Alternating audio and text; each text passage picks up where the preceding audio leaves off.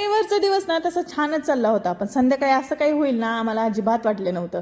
आता हा रोटी आटा आहे ना, जो मी मार्केटमधनं आणला होता आणि त्याची पहिल्यांदाच मी रोटी बनवली होती, जी की खूप छान झाली होती.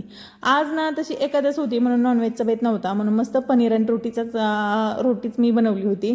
आणि पनीर आणि रोटी आम्हाला इतकी जास्त आवडती म्हणून ते खाऊन झाल्यावर ना मम्मीला ना घरकामात थोडीशी मदत पण त्यांनी केली.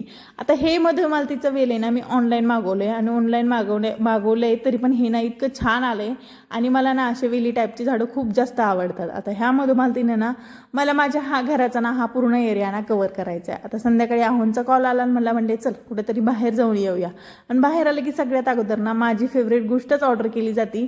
आता मला जरी मंचुरियन आवडत असली तरी पण ह्या दोघींना प्लेट घेऊन बसल्या होत्या आणि हिनं ना मंचुरियन पहिल्यांदा ट्राय केले होते, जे की तिला ना खूप जास्त आवडले होते. आता मंचुरियन खाऊन झाले, अवंतिकाला डोसा आवडतो म्हणून तिच्यासाठी परत डोसा खायला गेलोत. आणि आमच्या तिघींमधल्या ना कुणाला सँडविच आवडत नाही, तरी पण हेल्दी आहे आणि खूप छान इथं मिळतं म्हणून म्हणून आहो ना आम्हाला सँडविच खायला घेऊन गेले होते.